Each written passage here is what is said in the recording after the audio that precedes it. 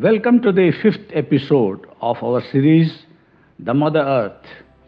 In this episode, we will know more about meteorites and why their radiometric age points to the age of the solar system. They are referred to as the meteors while still in the sky, glowing and shooting through the Earth's atmosphere at a speed more than 30 kilometers per second, and are called as meteorites when they are found on the Earth's surface.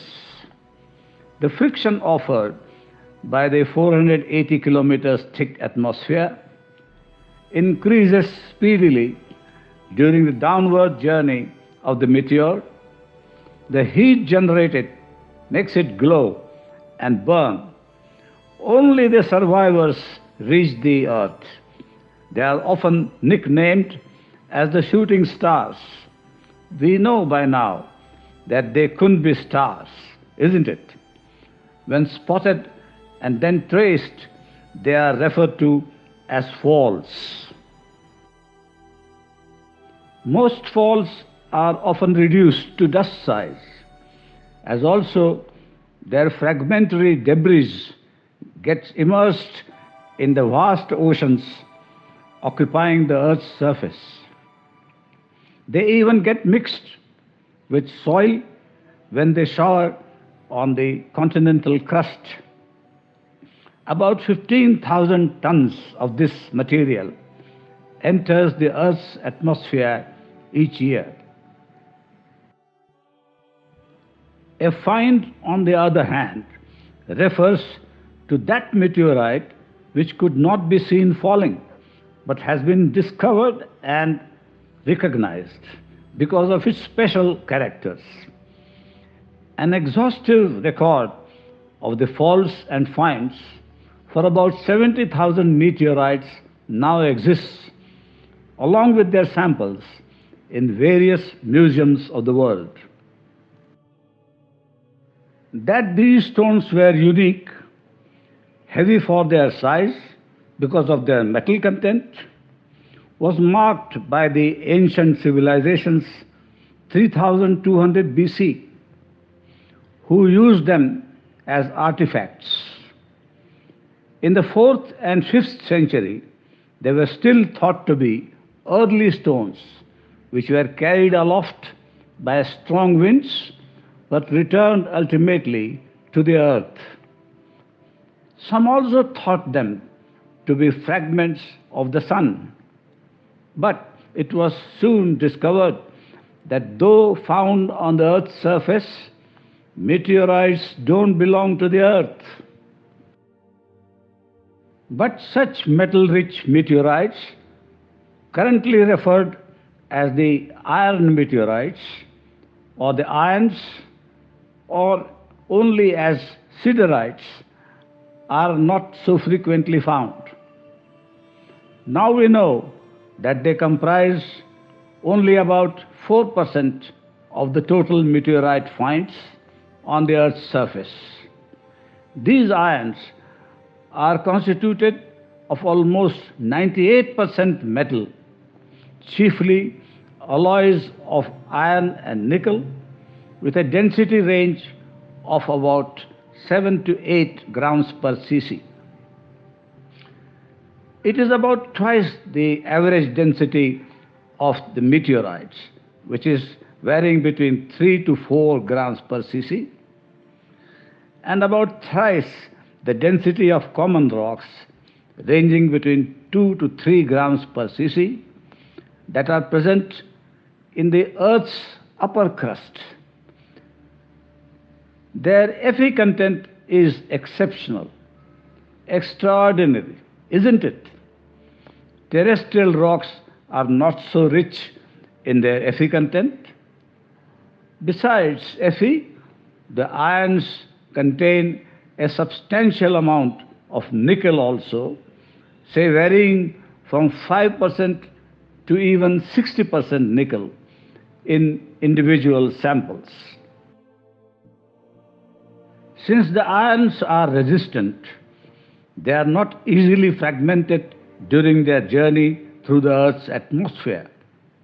Therefore, they dominate the larger finds which have excavated large craters on the Earth's surface. Excellent examples of these craters are the Arizona crater in the US and the Lonar crater in India.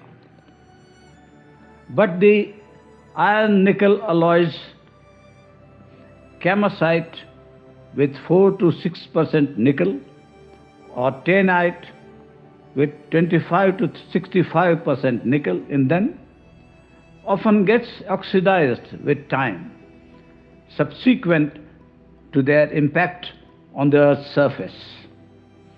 Some special minerals like gerfisherite and troilite, which have potassium, magnesium, copper, sulfur, chlorine, apart from the iron, are reported from these ions with nickel and cobalt as trace elements in their compositions.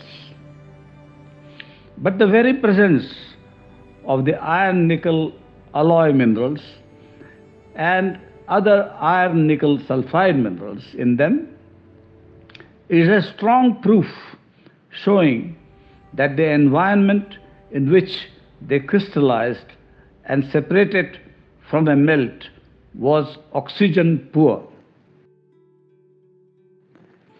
We learnt in episode 2 why the elements iron and nickel achieved the maximum abundance in the stellar nucleosynthesis, besides, of course, the primordial hydrogen and helium. These elements dominated the compositions of clouds released by the supernova explosion in our galaxy. The clouds ultimately condensed to form the Sun and its planetary system.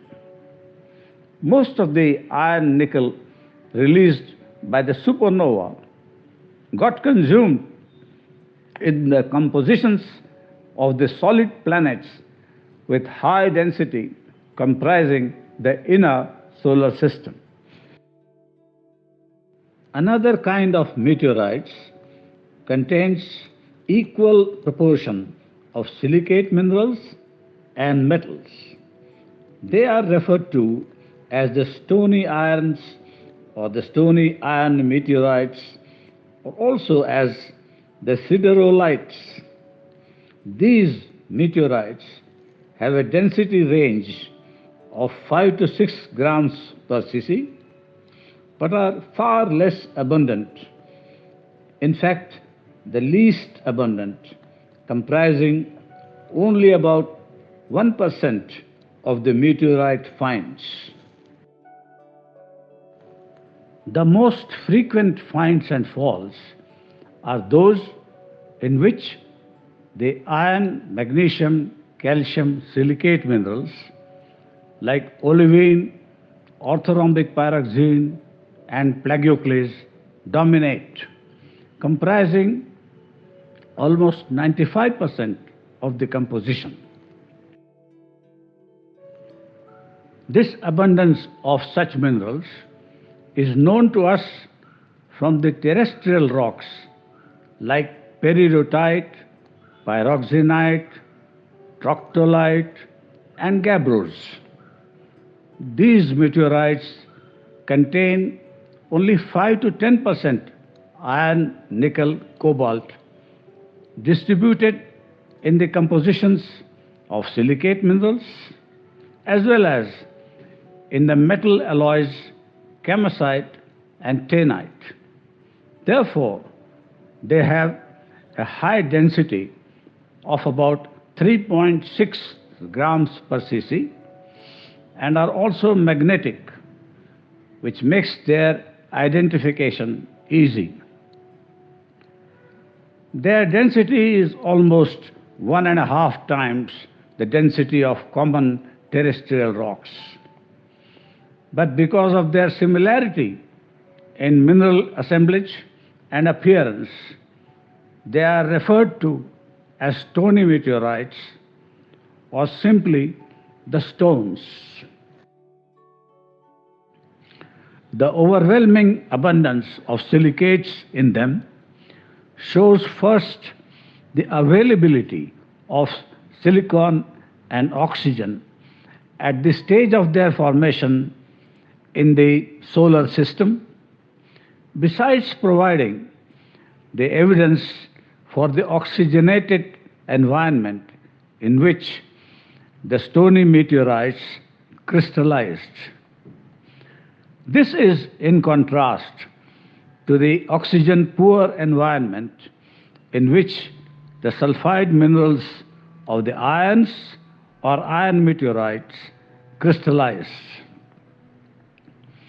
The large density contrast and the sharp difference in the proportions of iron, nickel, cobalt metal alloys, iron nickel sulfide minerals, and the iron silicates minerals are accomplished while ions and the stony meteorites formed. You know that greater the metal content, higher will be the density and the tendency to sink due to gravity. This separation of material forming the iron meteorites and the stony meteorites represents a fast transition from the oxygen-poor to oxygen-rich environment also, since the stony ions are rare.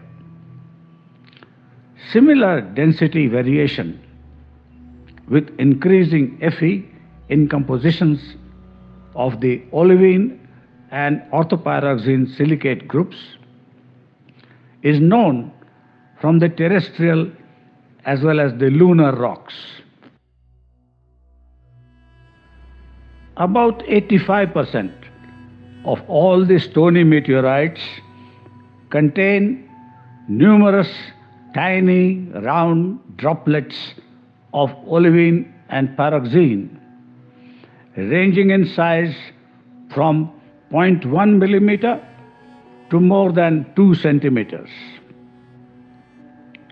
These are called chondrules, which give the name chondrites to this major group of stony meteorites. The chondrules provide evidence for crystallization from a melt, but are not known so far from any terrestrial rocks originating from magma crystallization. Stony meteorites without the chondrules are referred to as the achondrites. The contrasting compositions of the iron meteorites as well as the chondrites and achondrites were manifested even before they were dislodged from the orbits of their parental planetesimals. The iron meteorites accreted from the solar nebula through melting, crystallization, and gravity separation prior to the crystallization of the chondrites and the achondrites, constituted mostly of silicate minerals. It is now estimated, deploying the radiogenic isotope decay systems with very short half-lives, that this gravity separation of ions was fast and took place about 3 million years prior to the chondrites, followed by the achondrites. We will look into these extinct decay systems and the sequential formation of these meteorites in greater details in the next episode. In episode 4, we learned that dating the oldest meteorites deploying the decay systems of isotopes of uranium and thorium with long half-lives, pointed to 4.5 to 4.6 billion years as the age of the solar system. The solar system is now more precisely dated as 4.565 billion years old. In this episode, we have learnt about the minerals and density range of the iron meteorites, their iron, nickel, cobalt rich compositions, their crystallization in an oxygen poor environment, the sharp contrast in mineral compositions and density of ions and the stony meteorites, chondrules of silicates in chondrites, indicating fast crystallization from a melt, oxidizing environment prevailing during crystallization of both chondrites and the achondrites. In the next episode, we are going to look at the asteroid belt, about the parental planetesimals of chondrites and achondrites. We will also know how the extinct radionuclide decay systems like the hafnium-182 to tungsten-182 system, like the palladium-106 to silver-107 system, the aluminum-26 to magnesium-26 system, help in fine-tuning the initial few million years history of melting and crystallization in the solar system. Thank you.